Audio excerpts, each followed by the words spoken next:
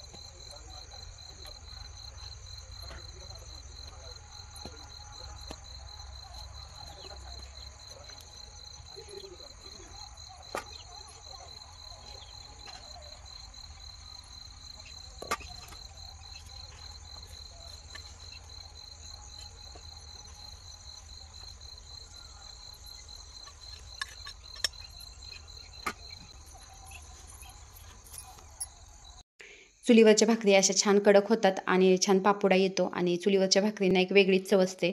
गॅसवरच्या भाकरी अशा होत नाहीत. गॅसवरच्या भाकरी मऊ होतात. आणि आता भाजी बनवायची होती पण अंधार पडलाय आणि आता गॅसवरती भाजी बनवायला लागली आहे. शेवयाची खीर करायला लागली आहे आणि आता ह्या शेवया मी विकत आणलेल्या आहेत. आता उन्हाळा चालू झाला आहे आणि शेवया आता बनवून मिळतात आणि गव्हाच्या पिठाच्याही शेवया बनवल्या जातात. मागच्या वर्षी मी खपली गव्हाच्या पिठाच्या शेवया बनवल्या होत्या पण त्या आता संपलेत, त्यामुळे मी आता विकत आणलेत ह्या शेवया. तुपामध्ये अशा छान भाजून घेतल्या ना की शेवयाची खीर एकदम चांगली लागते. वांग्याची भाजी मला चुलीवरतीच बनवायची होती पण अंधार पडला त्याच्यामुळे आता गॅसवरती बनवायला लागली आहे. आणि वांग्याच्या भाजीसाठी मी आलं, लसूण, खोबरं, कोथिंबीर आणि गरम मसाला आणि शेंगदाणे ह्याचं कूट केलेलं आहे. आणि सगळा मसाला आता तयार केलेला आहे आणि थोडीशी हळद टाकलेली आहे. आणि आता वांग्याची भाजी टाकते. भरलेल्या वांग्याबरोबर बाजरीची भाकरी छान लागते. आणि 2च झाडे आहेत. आधी भरपूर होती पण ती काढलेत, आता फक्त 2च राहिलेत आणि वांगी त्याला भरपूर येत आहेत. ज्या गोष्टी आपल्याकडे उपलब्ध असतात त्या आपल्याकडनं जास्त खाल्ल्या जातात आणि आमच्याकडे जे भाज्या जास्त आहेत त्या जास्त केल्या जात आहेत. माझ्या लहानपणी शेवया ह्या घरीच केल्या जायच्या आणि शेवया करणं एक मोठं काम असायचं उन्हाळ्याच्या सुट्टीतलं.